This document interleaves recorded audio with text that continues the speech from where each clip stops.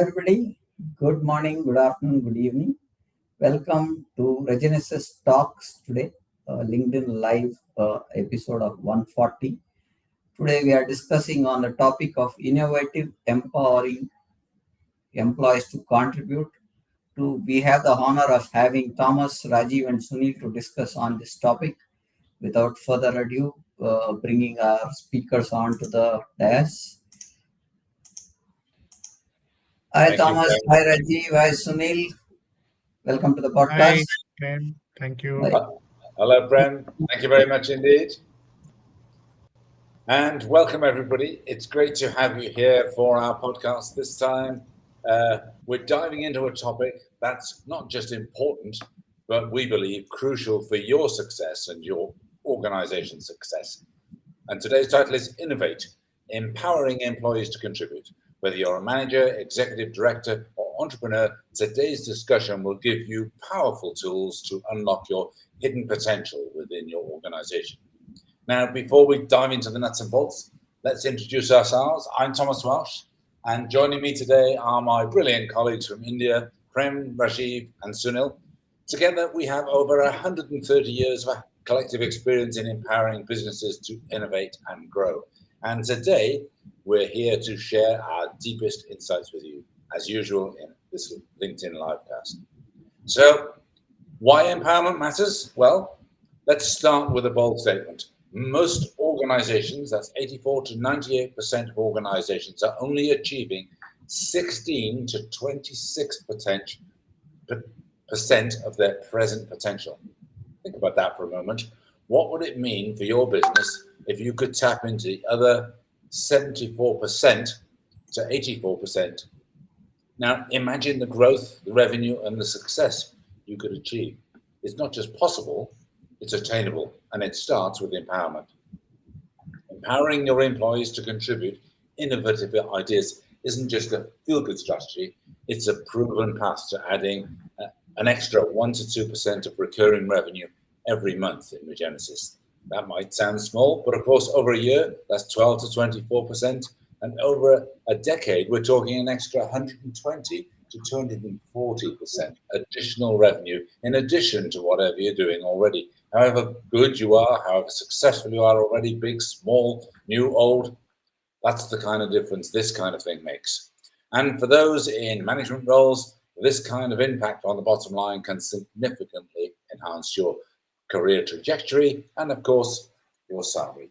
So how do we get there? How do we empower our teams to innovate? Well, let's explore. So, what is empowerment? Kick things off. Consider these two questions. What do we mean by empowerment? To give somebody the power to do something. How do you gain the power to, and how did you gain the power to innovate? Did anyone ever give you that power? When you're empowered to innovate, you master three things. 1, ideation. 2, the application of that ideation. And 3, turning the application, the work that you do following having the idea into a contribution that makes a difference to your customers, to your organization, and ultimately to your salary. And today we'll break down each of these, sharing real-world strategies that you can implement right away. So let's go to the first pillar, and this is ideation. And I'm going to ask Rajiv to come onto the stage to tackle this. So, Rajiv, how did you learn to excel in this crucial first step of innovation, the ideation stage? Thanks, Thomas. Of course, ideation is the heart and soul for all the startup ecosystem, which is moving around and for every organization. So people who are actually focusing on this area, who are actually too much, focused on the ideation aspect of it, are always successful. I have seen people who actually work in this in a very proper with proper attention.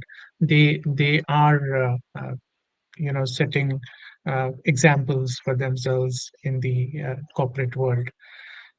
So it is not all about generating creative ideas or solutions, but it's not just a free for all brainstorming session.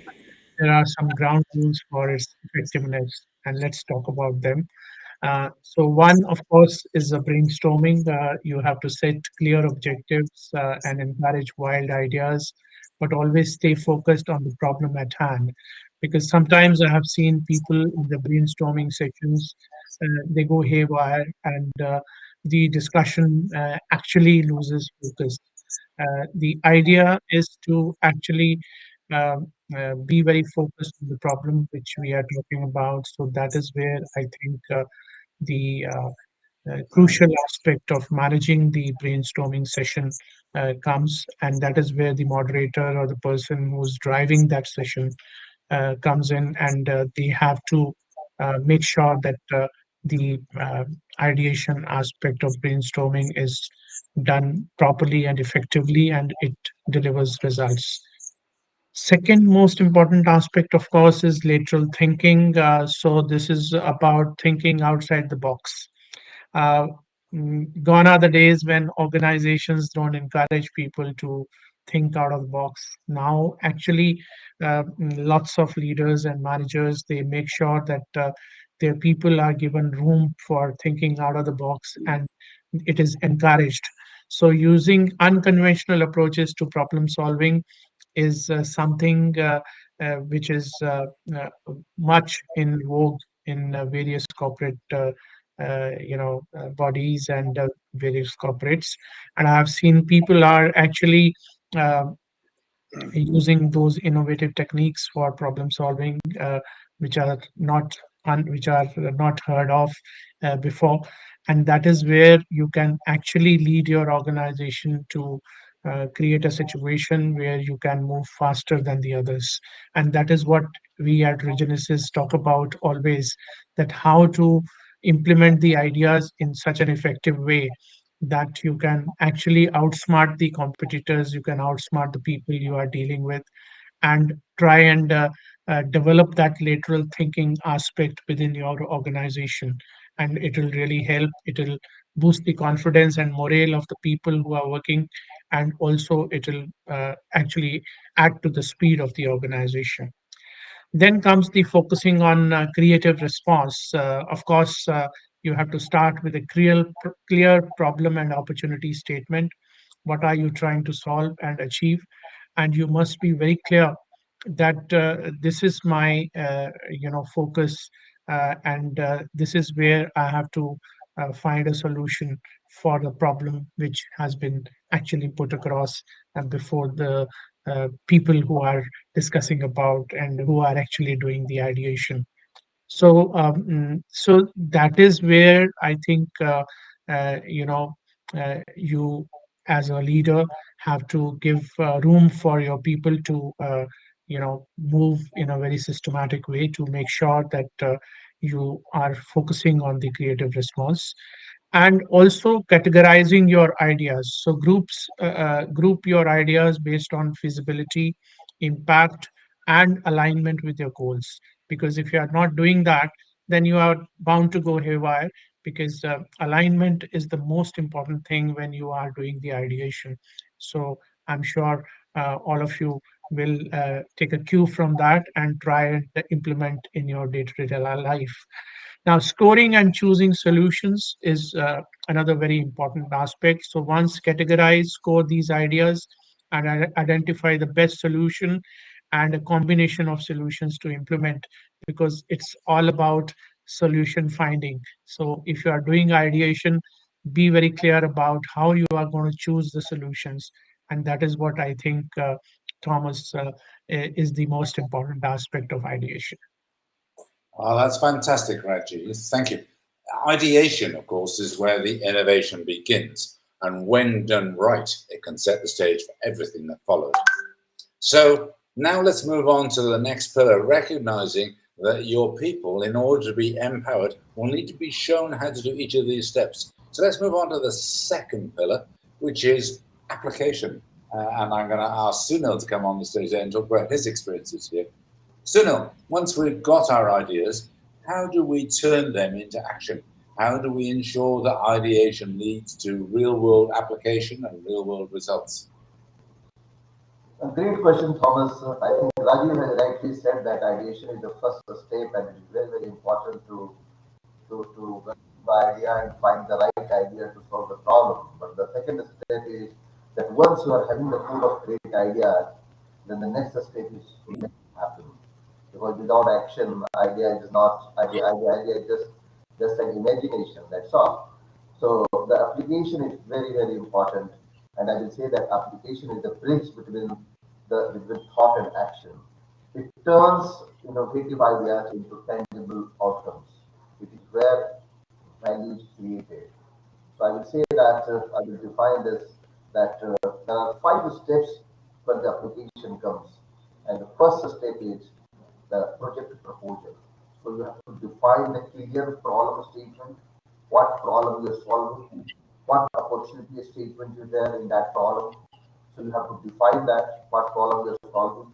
You have to define that why you're doing it. You have to define that if this idea is scalable or not.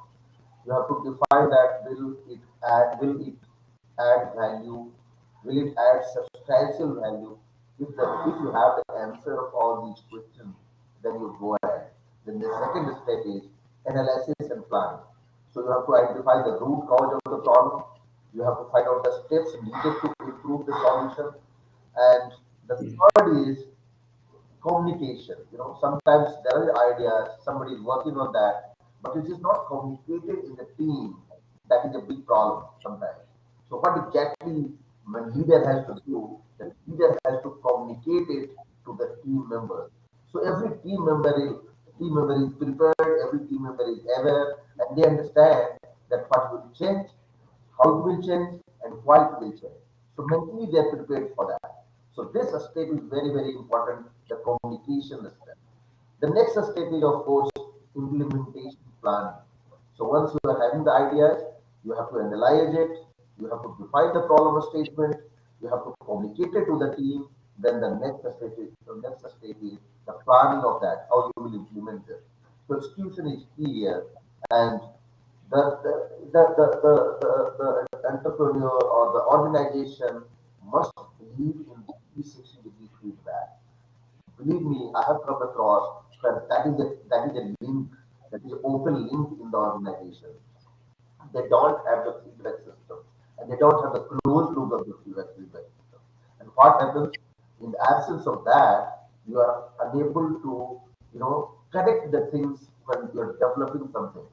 So that is very, very important. And when you are having that closed feedback loop, then you are getting the feedback and you use the feedback loop to make the adjustment quickly and correctly. In case of failure also, it should be treated that it is not a failure, it is a wasted opportunity to redefine the thing and come out with a right and good product or good offering which will add value at the customer's place. Once you have done all those things, you have developed your offering, you have developed your product, then the next step comes is that how to scale it and how to increase the value out of it. So that is called post-implementation gain.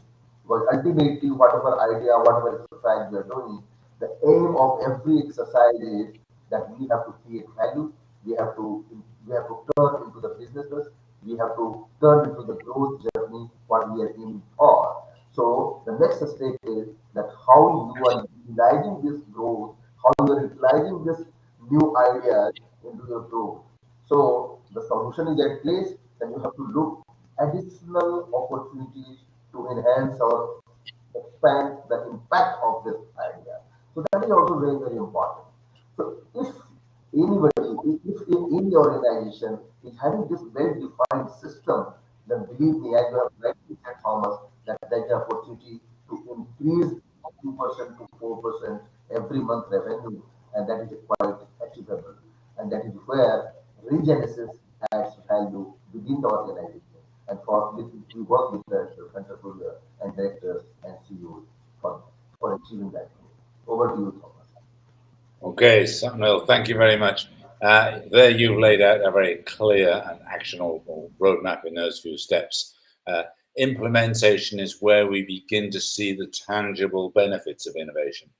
But there's one more critical element, turning that innovation into measurable contribution. And the third pillar is enabling the contribution. And I'm going to ask both of you, Rajiv, first. So let's talk about contribution, Rajiv. From a board's perspective, because that's your specialty, what must organizations avoid and what should they do proactively to ensure innovation translates into real contribution to the bottom line? Thank you, Thomas, for allowing me to intervene here because board management and managing the boards has been my forte all these 30, 35 years. So, from the board perspective, there are key pitfalls to avoid because board is very sensitive towards certain areas, and board has a lot of responsibility to make sure that all the contributions are monitored and they are actually looked at by the company. So the board should actually make sure that they don't stifle innovation and there should not be any excessive bureaucracy because if too many layers of approval are there, they can kill a good idea, and it may not see the light of the day. So I think the board has to make sure that there is a culture of innovation within the organization, and that should be encouraged. So sometime the overall environment is such that people get scared of implementing their own ideas. They feel that oh, I may have a challenge here or there. So it is better that they should be allowed to have that innovation in all the aspects of their implementation for looking at the contribution. Second most important thing is don't create an environment that encourages risk taking and reward creative contributions because because if a lot of risk taking is there, that also can lead to some accidents. So so you have to create a risk taking attitude, and but measurable one, where you actually reward the creative contribution, and if somebody has taken a risk but they have actually contributed, so that should be highlighted and encouraged. Of course, from proactive standpoint, to ensure that there is a clear pathway for ideas to be tested and implemented. This might involve dedicated innovation teams uh, or special budgets which are required for that. Don't ignore feedback. Continually refine processes based on what's working and what is not working. And that is where I think you can actually make sure that the contributions are very effectively monitored. And from the board perspective, I think these are the important aspects. Over to you, Thomas. Okay, that's great, Rajiv. What I'm hearing is try and keep the board out of the way and do what it can to enable the kind of core process to take place. So they're really important lessons. Thank you. And Sunil, what about from a CEO and top leadership perspective? What are the must avoids and what are the must do's? What you must enable? So Sunil, Yeah, Thomas, from the top leaders' viewpoint, I think the approach is similar, more or less, but with some nuance, and I will suggest each six, seven steps to the leadership. The first important steps, in my view, is don't allow the culture of fear, because I have come across when you have not created the environment for you are accepting the ideas, and you have created an environment that where people are afraid, people are basically not open, they are not coming with the ideas. So that is basically killing the organization.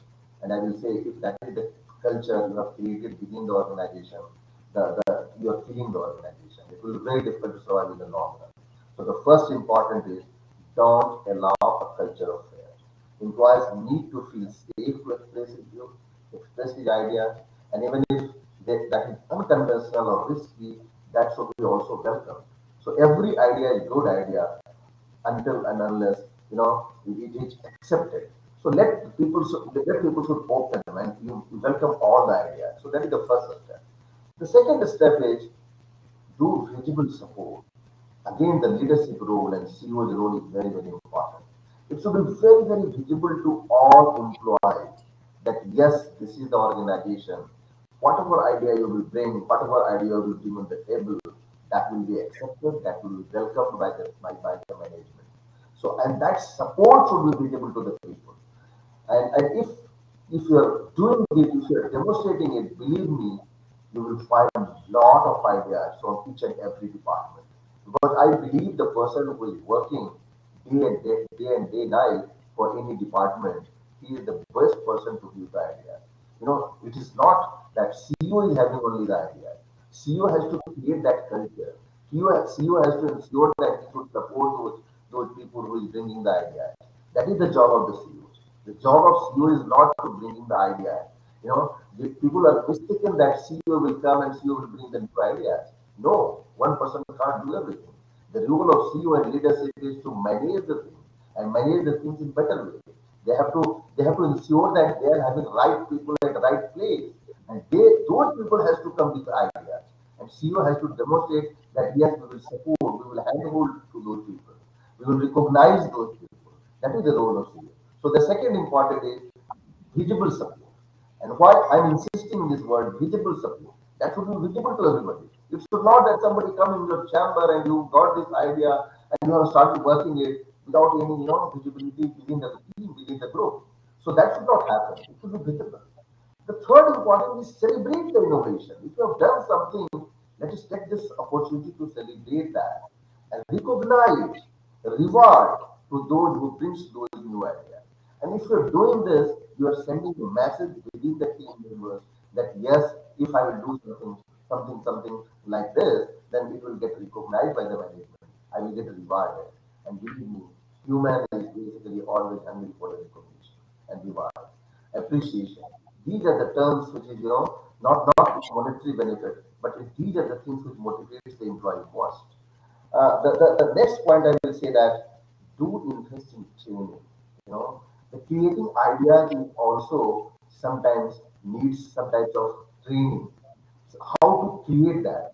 How to bring those things in clear terms. So do train your people. Spend some money in the training part and encourage them that yes, if you're doing this, if you're doing that, the world is moving in this direction. You should start thinking in this direction. So if you are doing that, this means you are linking your team members with the new technology, new thought process, and then they will bring better ideas. The next important, I will say that uh, don't forget to measure the impact of the idea. This happens again and again because we have implemented that thing and we all are happy. But at the same time, if you're not measuring it, if you are not measuring the impact of this, you are not knowing that how powerful this idea is. And then the person who has done it, he will be not rewarded and he will not be recognized in that way. So every idea, every innovation that impact should be measured. That is also a role of CEO, the role of leadership. Don't leave this idea as it is. Don't leave this innovation as it is. So must measure the impact. The again important thing is that tie this innovation directly to the key performance indicator. As we all know in the corporate, key performance indicator is very, very important term. And every employee is having a KRA.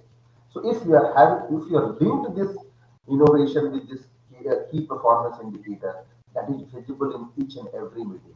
As Rajiv has rightly said, in the board meeting, these are the parameters that should be visible. Board members doesn't have enough time, but that visibility should be there. So linking that is very, very important. And next important, I will say that you ensure that innovation contribute to the bottom line. As I have told before also, that we all are working for the top line and bottom line. That is important in the business. So we have to ensure that whatever we have done, that is having the ability to add in the bottom line. And how? If you have done something innovative that has improved your product quality and then increased the sales, then you have added in the bottom line. You have improved the customer experience, you are retaining the customer, you are adding new customer, then you are adding in the bottom line. If you have improved your approach and service support to the customer, then you have reduced the cost of service, You are adding in the bottom line. If you have increased the value addition of your offering, then what you have done, then you can charge a little more from the customer, and then again you are adding to the bottom line. So whatever we are doing to increase our top line and bottom line. So this idea and this implementation should go through these 7, 8 steps, and not even a single step would be best. And then if you are implementing it, then you can say that this is a foolproof system at least. And then whatever we are talking 2% and 4%, believe me, this is peanuts. This is 100% you can achieve it. Over to you, Tom. Absolutely, Sunil. Thanks very much for all of that. Some really good pointers in there. When the simple lesson is when organizations enable their employees to contribute effectively, and we have to teach them all this stuff. We have to teach them brainstorming or root cause analysis and project management. It's worth every moment you spend doing it. The result is a powerful engine for growth. And the best part, when you get this right, innovation and contribution are guaranteed. And so is growth of the bottom line. So, what's the secret to mastering these three pillars? For us, we deal with this and a number of other key components within Regenesis. A simple, fast acting, and impactful management system that overlays your current role and organization. It fills the performance gaps and unlocks that extra 1 to 2% revenue growth every month. Imagine where your organization and your career could be 10 years from now if you started using that kind of process today. It's designed to create a bespoke model for you for building a system of impact, driving growth and innovation in your role and in your organization. And the beauty of it is it's all built organically from within, tailored to your unique challenges and opportunities. So, if this resonates with you, and I'm sure it does, why wait? We're offering Regenesis to every manager, executive, director of every kind, and organization of every kind, size, and type. So here's the deal: first come, first served. Of course, we're providing free training sessions to those who act now. The offer is, of course, limited, and slots always fill up fast. So if you want to get started, I'd say get started today. Don't wait another 10 years to unlock your full potential. You may have missed the boat there. Reach out to any of us on LinkedIn and just ask for your free Regenesis training. Our contact details are right there on the screen, information at the bottom of the video. So, our dream outcome, we want everyone to be wealthier, healthier, and have really fabulous relationships with the people and the world around them. We are here to help you and your organization in India achieve all you're capable of being. So I would say don't let this opportunity pass you by. For goodness sake, take action now and start moving towards your dream outcomes. So, above all, thank you for joining us today. We're excited to hear from you and help you start your Regenesis journey. And remember, the future is yours. It's time to grab it now. Prem, over to you.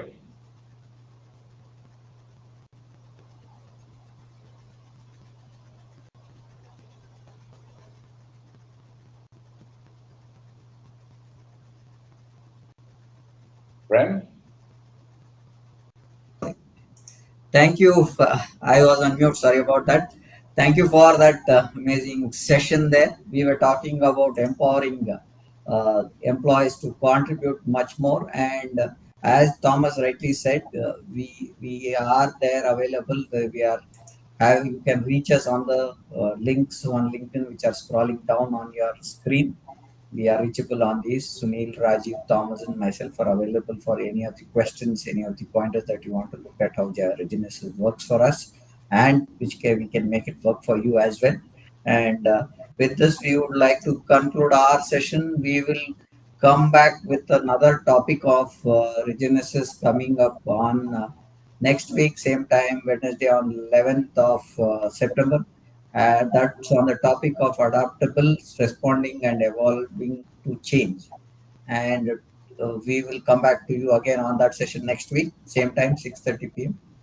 Our next session for the Power of Knowing Forum's next session is about leadership in the age of observability, turning insights into action tomorrow at same time, 6:30 p.m.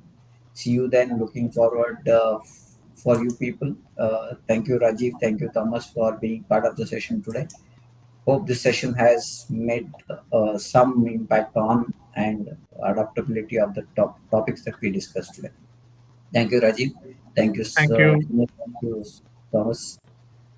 Thank you, Prem. Thank you, Extraordinary Prem. privilege. Thank Thank you. you. Thank you. Thanks. Thank you, Prem.